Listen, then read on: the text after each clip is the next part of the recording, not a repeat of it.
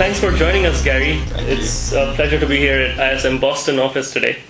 Tell us a little about what ISM Boston does. Well, we're a marketing firm that really specializes in the travel and hospitality business. We're a 25-year-old business, 50-plus employees, and we've got a variety of clients in the travel and lifestyle category. We work with American Express, we work with Four Seasons Hotels and Resorts, we work with Emirates Airlines, Right. We work with the country of Barbados. So our history and our focus is really around travel. Right. Now, you have a very strong background in marketing and PR. Tell us about how branding in this industry is unique as opposed to any other branding industry. Right. Well, I think branding is always about the product and the experience. So whether it's about travel or about shopping at Saks or anything, I think that branding, we try to make it this very mysterious thing, and I think that a lot of it is common sense, a lot of it is about taking care of the customers, a lot of it, I think the tenets of marketing and the tenets of branding apply, whether it's airlines, whether it's products and other things. So, so we like to look at it around the experience and around, what is it that customers want? What are the experiences that we deliver? What is our product all about? Right. And bring that all together in a way that we can create messaging and opportunities to engage the customer and attract them into our product and get them to enjoy and experience our product. So, it's something that we think we do a good job with, but at the end of the day, it's still incumbent upon our clients to deliver the kinds of experiences that want to make customers come back again and again. Right, that's right. Now, what do you think is the importance of branding for airlines? Is that a critical component? Well, I think that the challenge that many airlines, especially here domestically, is that the experience has become a commodity, and that what you're seeing is that people don't really care whether it's airline A, airline B, airline C, or airline D. If it's got the best schedule and the best fare, they're going to get on the airplane. And I think there's a sense that all the major carriers are relatively safe, and so the issues around comfort and convenience, I think most people perceive them to be not particularly comfortable, not particularly convenient, that all the experiences are generally fairly mediocre. So I don't know that when you look at the brands, whether people see this huge distinction between one airline and another. I think clearly when you look at a JetBlue, for instance, or even a Southwest, those two airlines to me at least are ones that seem to have a story and that seem to have distinguished themselves, for better or for worse. But I think that JetBlue, certainly with how they introduced themselves, they've certainly had some bumps in the road, Right. but how they introduced themselves, and even, with the onboard entertainment is a huge difference. If you're going to be inconvenienced or delayed, at least be entertained. Right. And so they do a great job of that, and I think that makes the experience better. And, and Southwest, I think, has its own unique sort of quirky story, and I think they've, by virtue of the low fare and, sort of managing people's expectations, say, look, we're not the most luxurious, but, it's sort of a quality product for what you pay. And, and I think they've done a great job. The others you could almost put in a blender, and, it would be hard to, in many ways, distinguish them from each other. Right. So what's the Emirates story? Well, I think Emirates is about a quality experience. I think it's about innovation. I think it's about this sense of discovery. It's a lot about how almost the way aviation used to be, when you used to really look forward to getting on an airplane, really look forward to the kinds of services and amenities and quality of experience. And I think they've captured a bit of that sort of romance of travel. It still exists when you fly Emirates, and certainly when you fly some of the international carriers, that they've done a good job of retaining it. But certainly that spirit of innovation and discovery is one that's very true to the Emirates brand. Right. So you mentioned the spirit of innovation. How has Emirates allowed you to innovate as an agency while working with them? Well, they're a great client, and I think that they look to their agency partners to work in ways that are as innovative in our field of Marcom as they are being in their own field of aviation. And so, we've done things like wrap buildings in Toronto that had never been done before. We've done interesting things with tray tables in airports. We've wrapped buses, the Hampton Jitneys, to look like an A380. Right. We've done interesting screen takeovers online. So we're always looking for ways that are fun and fresh. And if you think about the spirit of the airline being one of discovery and innovation and surprise, how do we bring those same things to our marketing? And I think they're certainly very willing to look at the kinds of explorations and ideas, and then together we look at what are the things that really make the most sense. So they've really been a great client to work with. Right. Now, you mentioned a lot of new, different, quirky mediums that you've experimented with. What about the new world of consumer-generated media? That's the Web 2.0.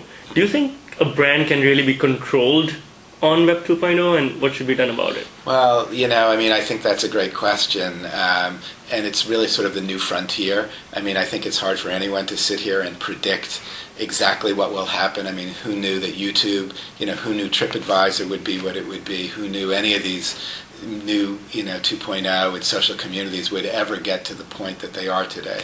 I don't know how realistic it is to think that you can control it. I think you can be aware of it. I think you're silly if you're not paying attention. I think that, again, it goes back to, if it's a social commentary, what are they commenting on? So I think a lot of it goes back to how do you run your business?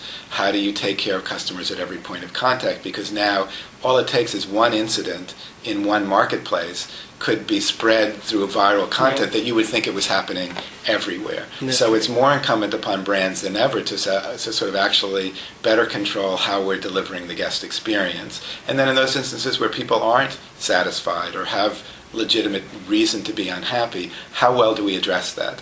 How quickly do we address it? How directly do we address it? And I think those are very important parts of controlling the brand. And so, can you monitor these boards? Can you participate in them in a way that can be proactive and constructive? I think the answer is yes, but to think that you can ever control them is probably a naive thing to say. That's right. Now, one of the things that has happened over the past couple of decades is that the US-based airlines have lost their former glory.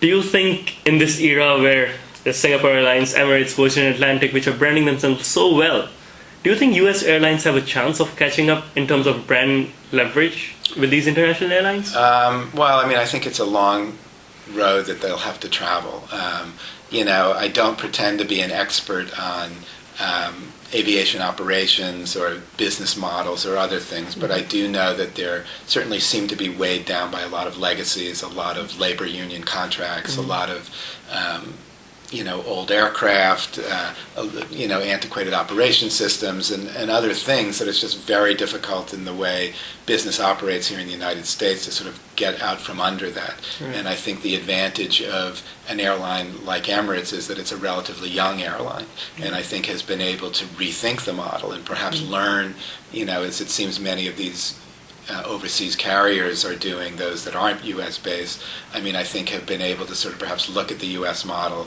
and operate differently, and learn from what's gone on here.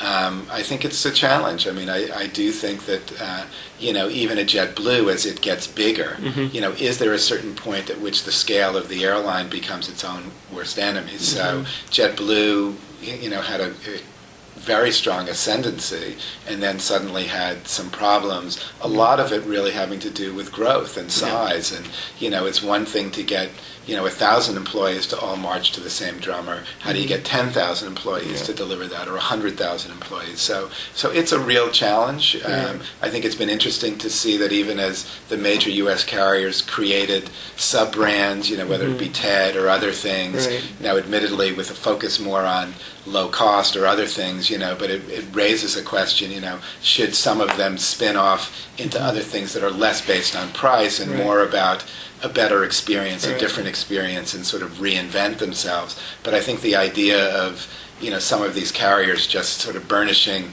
their nameplate and say, oh, we're a better airline, I think the American public is going to say, well, prove it to me. And prove it to me over a sustained period of time. If you think about an American, which, has had more success than some airlines, but, 1 year they're adding seats, the next year they're taking it out and taunting and touting more legroom, and then they're adding the seats back, and, that's, so how do how do you control the customer's brand expectations when your product is fluctuating so much in the marketplace? And now, they're charging for water on some airplanes, and JetBlue got a lot of heat for, charging for pillows and pillowcases, and they have a very legitimate story behind it in terms of, you got a $5, I think, credit towards a Bed Bath & Beyond or something, and they sold a fair amount, but it's about customer expectations and fulfilling them or not fulfilling them. And so I think it's going to be a tough road, and one that's going to require a lot of sort of creative thinking, and I think a lot of thinking that's different than the legacy thinking that's probably going on today. Yep. Now, the current Wall Street crisis and the downturn has affected airlines quite a bit as well. Like transatlantic traffic used to be a lot of businessmen and a lot of bankers and traders. Now, do you think airlines with stronger brands will come out stronger at the end of this crisis? Well, I do think that people tend to gravitate towards quality. I think that people still want value for their money, and I think that people confuse value with that they want the lowest price. I think that, for instance, I flew on a plane to Italy recently, and it was an older plane, still had the ashtray, in the armrest. It had the one single monitors running down the center aisle of the plane, and if you had told me that I could fly that plane on that airline, or a different plane on a different airline with 600 channels of entertainment, but it was going to cost me $50 more or $100 more, I would gladly have gotten on the plane with the 1,000 channels of entertainment and paid the $50 or $100. So even in an economy where people still, you have to put that equation on what's the value of your time and comfort and other things. So I think that people will make sacrifices. They may not travel as much. They may not travel as far. They may be more selective in what they do. Businesses, if you went on 6 business trips, maybe now you're down to 4 or down to 5. But do they want to really compromise the quality of those? So, my sense is that, that people will gravitate towards those products that do a good job of delivering on the guest experience. And for that reason, I think the brands that have established themselves as being market leaders in those things will continue to do well. Right. Now, given the current state of affairs, the way things are, do you think the brand is more important than the product? Well, I don't know that. I like to believe that the brand is the product. So, I'm always amazed because as a marketing communications company, that many times we'll have clients or prospective clients come to us, and you get the sense that, hey, give us a great advertising campaign and give us a great tagline and logo and make our materials look fabulous and lush and all this other stuff, that somehow that work is going to replace the quality of what that guest experience is. So we can package things beautifully and we can get people to try the product, but the product's got to be great. And so, we just had a conversation a little while ago, if you were to tell me I have a mediocre product and a $100 million marketing budget, or I could take the $100 million and invest it in my product, but have a very tiny marketing budget, which would be better? I would say, well, you might want to think about putting the $100 million into the product, because this is a word-of-mouth game. And you had talked about the social media and the Web 2.0, and suddenly if an airline said, oh my God, that you had X, and you think about how many customers a hotel chain has in their rooms every night, an airline has in their seats every day. You have a very powerful word-of-mouth audience built into your product. So if all of a sudden you had today 50,000 advocates, tomorrow 50,000 advocates, the next day 50,000 advocates, in a week you've got, and then you start multiplying that and growing it exponentially, and it's 2 people telling 2 people. I would say that would almost be a better use of your marketing dollars than marketing a product that's deficient. And so it does require people, to sort of balance out, what's the right equation. But I think at the end of the day, you have to deliver a good product. And it doesn't necessarily mean a luxurious product. It's about managing customer expectations, delivering on that. So you can have a budget product. You can have a budget hotel chain. You can have all sorts of things. It's just that people feel like, wow, for that amount of money I paid, I got a really good experience. And I think, what people resent today is paying a lot of money to get on an airplane or stay in a hotel and not have a very good experience. And I think, and then they tell two people, and then, it takes a long time to refurbish and burnish that brand back to, once you've lost that customer. Right.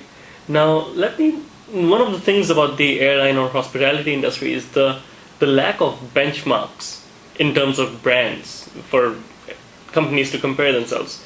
And recently, Joe Crump from Razorfish, Avenue A Razorfish, he commented that interbrand brand rankings don't matter anymore.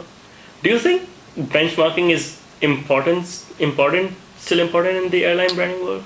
Well, forgetting for a minute whether it's airline branding world and just in the branding world, it's always helpful to have some metric. Right. The challenge with it is that anytime you're evaluating a brand or measuring it, it tends to be for that little moment in time. And depending on when that little moment in time was, so how valuable is it? Was that measurement before they started charging for water or after they started charging for water? Right. Was it after the people got stranded on the tarmac for 5 hours or before the people got stranded on the tarmac? Who are the people being interviewed? How recent were their experiences? It's very tough, On the other hand, as an agency, we certainly believe in research and the value of research and having points of measurement and ways to critique and evaluate. So, is it dead? Is it useless? I think that's sort of a grandiose claim. I think it's one of many points of information that you should use to sort of understand your standing in the marketplace and use it as such. Right. Now, what do you think is a good way to measure and rate airline brands? Do you have any I think I think there's probably a whole series of ways to do that. Again, I don't pretend to be the expert on, in operations and all the other things, but clearly, one has to look at, are they making money? What are their load factors? What's customer satisfaction? And I think one of the challenges is, again, when you look at it as a third party coming in and evaluating it, if you're measuring it once or twice a year, is very different than the airline itself or someone else that's benchmarking customer satisfaction across a wide array of passengers for every flight and every experience. So, I think a lot of airlines themselves, I would hope, are doing more to capture customer input. The hotel business is very big on that. Right. Where now when you stay in a hotel, it's not unusual that when you get back home, there's an email waiting for you, or a survey sent to you, or a phone call that's made to you that says, okay, you just recently stayed in this hotel, can you share it with us? And then there's all the third-party sites that are doing a pretty good job of creating some way of evaluating. So you go to a TripAdvisor, pretty quickly, you just read the last set of comments. The challenge, though, with social media, much like those people that do respond to surveys, is, it's been notorious in the business that the very unhappy people respond and the very happy people respond. And the great wash of people in the middle tend to ignore it, and so again, it's like anything. I think you take the information, you use it, it becomes directional. It's not the gospel, but it becomes things that you use to understand, are we doing a good job? Where can we improve? Who are the market leaders? How do we benchmark against them? How do we get our product? So to me, again, I think it's useful information that you use in the context of a variety of sources of information, including your own information as a brand. Right. Where do you think the industry itself is going? What's your prediction for the next couple of years? Gosh, that's a if I could do that, I think my agency would be much bigger. I think it's a very interesting time that we live in. I can easily see more airlines going out of business. I can easily see more consolidation. Right. I'm interested to see with things like EOS and all these others that went under, and then yet at the same time to see a BA start up a business class airline. I just read in the paper today that Singapore is discounting their business class fares to Asia, with the planes they're running out of LA, but it would be interesting. I could easily see somebody innovating in the space, because I do think the idea of creating a distinguished product in certain markets could could work as long as there's not too intense a competition, because I think there's only so many customers to go around. But I do see it being, continue to be difficult times. I mean, I think what's going on where we sit today on Wall Street, I think it gives everyone pause in terms of where they're going to travel and how much money they want to spend. And so I think the good will survive and the weak will fail, and at the end of all that, I'd like to believe that the survivors will be better off, because the demand will now be shared amongst fewer airlines, and I think that's healthier for everyone. I think there's a lot of interesting equipment like the A380 and other things that have come on board. Fuel efficiency. If the airline, if the fuel crisis and the escalating cost of fuel is what forces airlines to become smarter and more fuel efficient, I think that's a good thing, both for them as businesses as well as sort of the planet. I mean, so I think there's a lot of interesting factors, but clearly everybody's concerned about sort of what's going on in world financial markets, because you had mentioned it's such an important part of the travel community.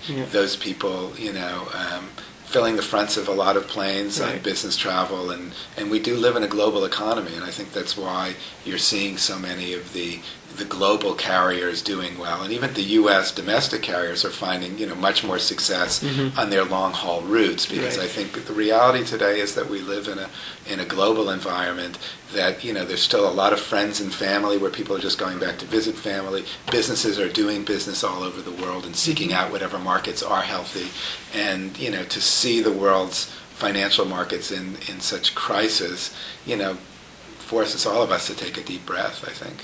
Yeah, great. Thanks a lot, Gary. Well, thank you. It was a pleasure to meet you. Look forward to talking to you. Thank you.